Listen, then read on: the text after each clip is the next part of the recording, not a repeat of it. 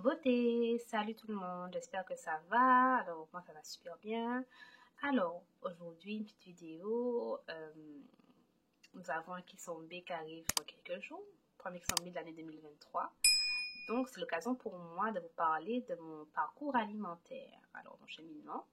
Alors, je sais que Ngajiram en a parlé dans le e-book qu'on a fait, donc au niveau du sens du goût. Mais mon expérience est un petit peu différente, donc je vais vous la partager aujourd'hui. Alors, par où commencer? Alors, ce qu'il faut savoir, c'est que moi, j'ai toujours été très fan de la viande. Donc, j'ai grandi en Martinique, pour ceux qui ne savent pas. Et j'ai toujours été fan de la viande. Moi, j'ai toujours été entrecôte, poulet, surtout entrecôte. J'avoue, avec les frites au restaurant, la sauce créole, c'était vraiment waouh. Pour moi, c'est le meilleur plat possible qui puisse exister. Pâte à la carbonara, enfin, j'ai toujours été très fan. Alors, j'aimais quand même beaucoup de poissons aussi. Surtout le poisson grillé que j'aimais beaucoup aussi, c'était sympathique aussi. Mais plutôt viande que poisson. Donc, rien ne me prédestinait à être végétalienne. Honnêtement, j'y pensais même pas. J'avais même pas la problématique de me demander pourquoi j'allais arrêter. C'était même pas dans ma tête du tout. Ça allait bien niveau santé, tranquille, quoi. Qu'est-ce qui s'est passé? Donc, en fait, moi, j'étais catholique. Donc, catholique, pratiquante. Et puis, un jour, j'ai découvert un passage de la Bible. Donc, petite histoire, j'avais jamais lu la Bible avant, donc j'avais jamais été intéressée pour aller creuser dans la Bible plus que ça, malgré le fait que j'étais catholique. Euh, j'ai jamais été regarder. Et j'ai découvert un passage de la Bible où on parlait justement du porc. Donc j'étais un peu choquée, j'en revenais pas. Et j'ai arrêté le porc du jour au lendemain. Donc j'ai décidé que plus de porc. C'est fini, donc tout ce qui est lardon, jambon, euh, côte de porc, c'est fini. J'ai arrêté du jour au lendemain. J'ai perdu aussi entre 5 et 10 kilos, je pense. Après ça, c'était fou. Et là qu'on voit que c'est quand même une viande qui est vraiment grasse, mine de rien. On n'aurait pas dit, mais waouh, ça m'avait quand même fait un sacré choc. Même ma famille s'inquiétait pour moi. Elle me disait, mais qu'est-ce qui te passe? Tu es devenue mince et tout, ça t'a perdu des joues et tout. C'était assez drôle, mais bon, moi ça allait bien, je me sentais toujours, tout était nickel au niveau de la santé. Et puis, donc j'ai connu l'école Kimondo. J'ai eu ma première fille. Ma première fille est née. Euh, Elle a jamais été fan de la viande, je dirais. Elle a jamais été très portée là-dessus parce qu'elle n'aime pas la texture en tant que telle. Même au niveau des premiers repas, pas trop fan. Et puis, il y a d'autres problématiques aussi qui sont rentrées avec ça et qui ont fait qu'on a arrêté pour elle la viande. Et donc, elle est devenue végétalienne tranquillement. Donc, elle et son père, donc Jérôme, sont devenus végétaliens.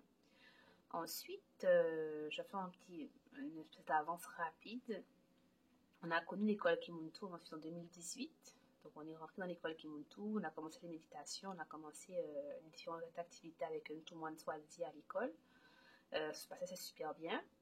Et donc, je mangeais encore des œufs à l'époque. Donc, j'avais gardé les œufs, le poisson et le fromage et tout ça, mais j'avais juste arrêté le porc. Alors, pour moi, ça a été le plus difficile d'arrêter les œufs. C'était vraiment pour moi le sacrifice ultime. Parce qu'en fait, c'est pratique, c'est bon. Pour vous dire la vérité, c'était quelque chose que je trouvais super bon. Et puis, il y en a partout, en fait, des œufs. Dans les gâteaux, dans les gratins, dans les quiches, dans tout ce qu'on fait, tout aux Antilles, il y a des œufs. Donc, c'était vraiment pour moi une espèce de gros deuil à faire pour arrêter les œufs. Mais bon, ça a pu se faire, j'ai pu quand même y arriver. Donc, il me restait le poisson et le fromage. Donc, puis j'ai arrêté la viande aussi. Ensuite, mais doucement. Quelques mois après, donc mon entrée à l'école Kimuntu, j'ai décidé de tout arrêter d'un coup. Donc, il me restait euh, la viande, le poisson et le fromage que j'ai arrêté, en fait, après. Ça a été... C'est bien passé. Ça s'est bien passé quand même, j'avoue. Ça a été tranquille. J'avais quand même des petites notions là-dessus. Mais je suis tombée enceinte de mon fils quelques mois après. Donc début 2019. Et j'ai été hyper malade. Honnêtement, c'était une catastrophe. Alors les mamans qui ont déjà eu une grossesse vont comprendre de quoi je parle. Catastrophe, malade, vomissement. Je ne gardais aucun aliment, rien ne restait. Et je perdais du poids. Donc c'était dangereux pour l'enfant, en fait, après ce que les médecins disent. Et alors, j'ai voulu bien faire en reprenant la viande et le poisson. Catastrophe parce que c'était pire. J'étais encore plus malade. J'avais le dégoût de l'aliment qui venait avec les nausées en plus. Donc, c'était vraiment horrible en fait. Donc, j'ai arrêté aussi. Donc, j'étais un peu perdue. Et j'ai eu la chance d'avoir une nutritionniste qui m'a suivie pour ma grossesse, qui était spécialiste en grossesse et alimentation alternative. Donc, il a pu me donner, donc, durant les 7 mois qui restaient de grossesse, des outils qu'on se voyait chaque mois. Donc, j'avais des outils, des notions, des ressources claires pour vraiment regarder le niveau des dosages, que je n'ai aucune carence, regarder vraiment ce que je mangeais à la loupe pour vraiment être sûr que, en fait, oui, il a tel nombre d'apports, les fibres, tout ce qu'il fallait pour avoir un bébé en bonne santé. Et moi-même aussi, donc maman, évidemment, puis avoir l'allaitement, tout ce qui va avec et tout ça. Donc, j'étais suivie par elle. Donc, elle m'a vraiment donné pas mal de notions que j'ai gardées encore jusqu'à maintenant et que j'ai quand même des bases, même pour mes enfants à moi. Donc, c'est vraiment très utile. Donc, mon fils est né quelques jours après Kataki 3. Il est né quelques jours après. Euh, Tout s'est bien passé. Donc, il est né. Je suis toujours végétalienne. Je le suis encore aujourd'hui. Donc, ça a continué. J'ai eu entre-temps ma troisième fille qui est née il y a à peu près 1 an. Donc, pareil, qui n'a connu que le végétal. Elle n'a jamais connu de viande ni rien du tout. Ça se passe quand même bien.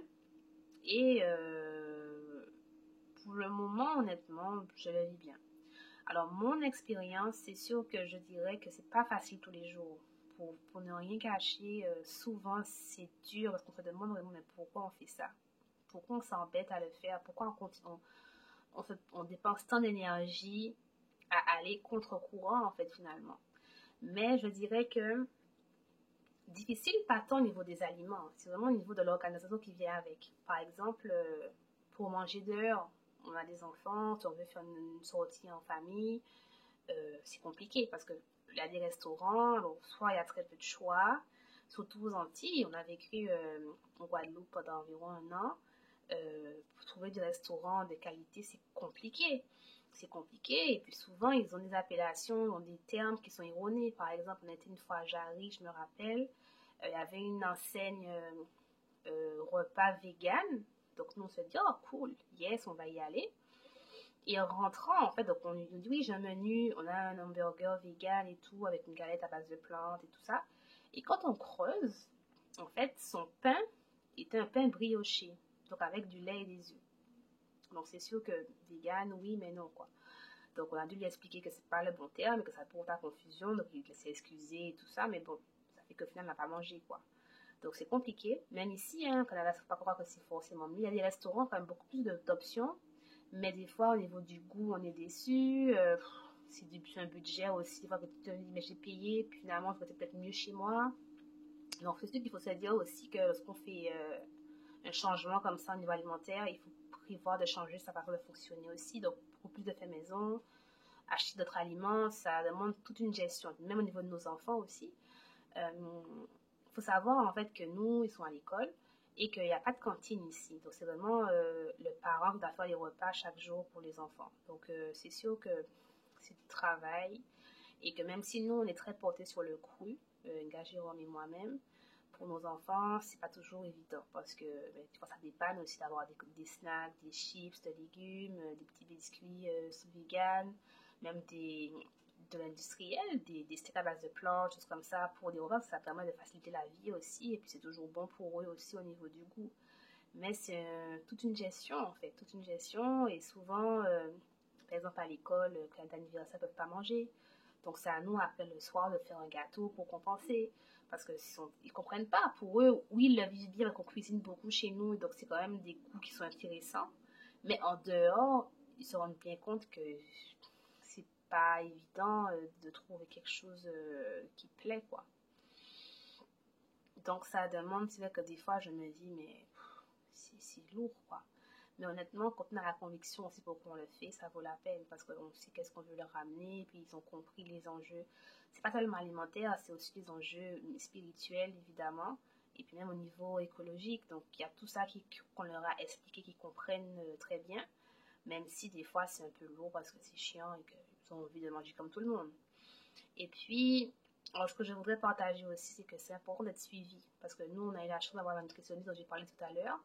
Mais entre-temps, depuis qu'on a arrêté avec elle, on fait des examens régulièrement au niveau des prises de sang pour être sûr qu'on n'a pas de carence, que c'est important de comprendre qu'il ne faut pas jouer avec ça. Il n'y a pas d'hasard là.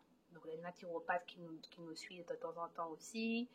Il faut se renseigner, il faut lire, il faut comprendre les substituts, les besoins du corps. C'est important pour la santé. Donc, il ne faut pas vraiment se dire qu'on arrête tout et puis qu'on cherche après au tâton. Non, on arrête, mais on s'organise pour manger bien et avoir tout ce qu'il nous faut aussi.